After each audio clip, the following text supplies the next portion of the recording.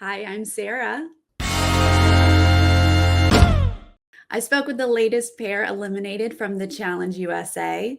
I talked with Kyra and Kyland about the three-headed monster and Madonna's marriages. It no longer feels like this season is show versus show versus show.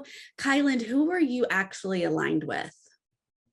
Yeah, it's funny you say no longer because it's like that pretty much started elimination number one. After literally we saw the algorithm and the strategic like players we got together and we're like, yo, it doesn't make sense to work in show lines anymore. So let's start. So it's not, there's only a few it's like people that might be that didn't really know that was happening, or people that had to rely on because they couldn't perform necessarily themselves. So like that was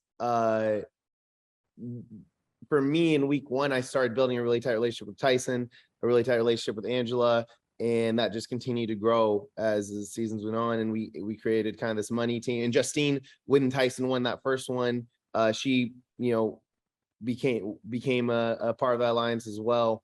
Yeah, so those were the tightest groups for me from week one, really.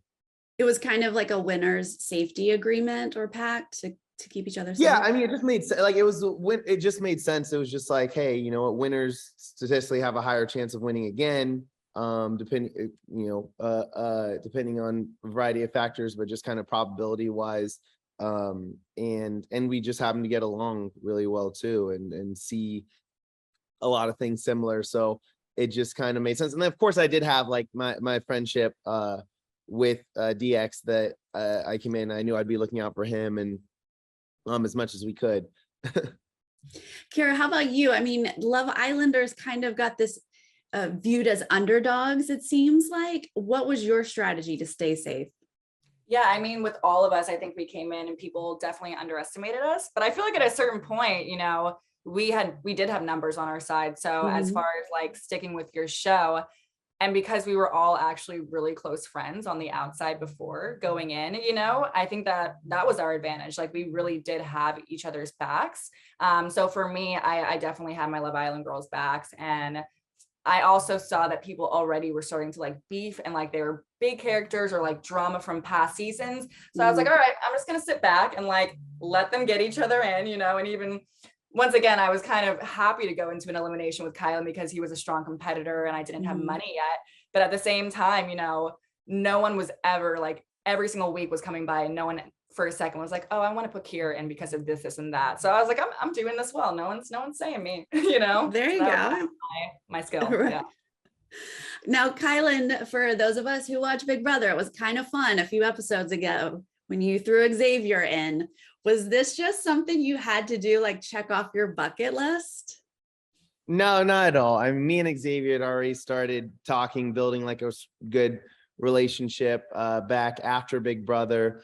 On a personal level, like it hurt me because it was a lot of turmoil to make that decision. But from a strategic standpoint, looking at the people who I was actually working with in the house, and then talking to his best friend in the house, and like I was like, wait a second, you don't trust him. It's like I already knew I couldn't trust him, but at least I was like down to work with him, whatever, because but then I started talking to all my allies, my closest allies in the house, and none of them trusted him. So it's just like, all right, Oz and Tiffany came in thinking that they would get him out. So it's like, okay, everybody that I'm trying to work, like there's nobody, this one person there's nothing good. Kind of like his partner, like there's nobody that wants to work with them. They're great people, amazing people in general. Like I have nothing but good things to say about them as far as humans, and obviously Xavier's a strong competitor, past winner. So it's like all love and respect on that side. It was just the strategic relationships at the time, it just didn't make sense. And the timing was just being with his partner, or being with, that close friend of his, it made sense on that level. And timing wise, people asked if it was early, and it's just like there was no other time for us to do it because all of his partners after that, people forget that we had an algorithm going. All of his partners after that were people that I wanted to keep in the game. So it wouldn't have made sense to get rid of him and risk losing them. Right. All right. Well, now after this daily challenge, you see who the winner is this week. Kyra, did you have any conversations with Kayla or Dom to try to stay out of the arena? Yeah, I actually did. Like I said, I had a mix of emotions because I didn't have money yet to go to the final. So once again, to have a partner like Kylan and hoping that it was something physical, I kind of was okay with the idea of going in. But, you know, I did have a couple conversations, but just because of, like I said, the beef that they had with Kylan already, they seemed pretty straightforward that they were going to put us in. You know, they kind of danced around it a little bit, but once I kind of, you know, started to ask more questions, they were like, yeah, no, you're going in. So I pretty much knew, and I knew that anything that I could say or do was not going to change what they did. Really? You know? Yeah. Well, Kylan, did you realize, was this an oversight of not having a one-on-one with Kayla, or were you purposely not working with her? No, I mean, lines have been drawn earlier in the house. So like we were in kind of on opposite sides of that. We did have conversations. It's not like we never had a one-on-one conversation. I think that was a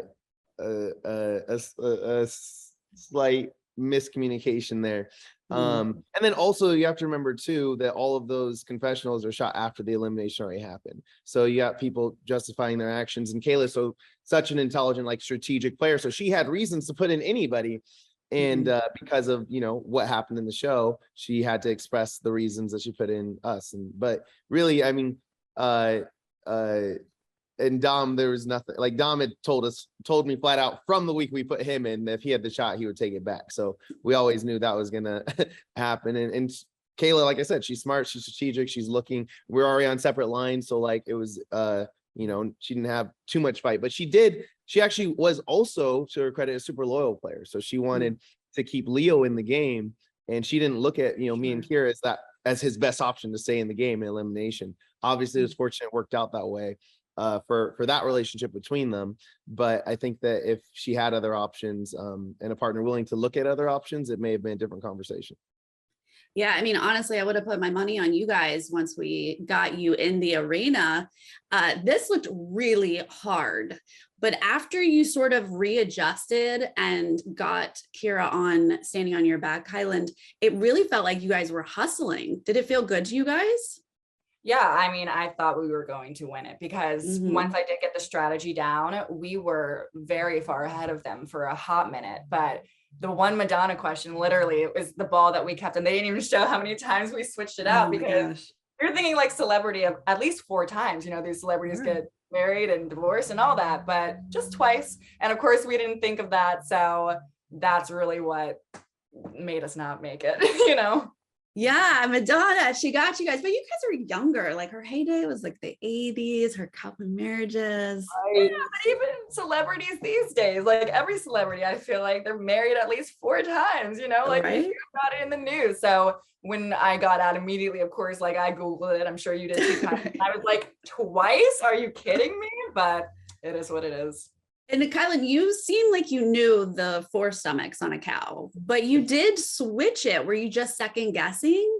Yeah, so like Kyra said, once we got a flow, we got really ahead, and we had switched out so many different answers for the Madonna one that we're like, all right, let's just double check real quick. Let's just try and switch this one time. And we switched it, and immediately we're like, no, that's not it. We put it back.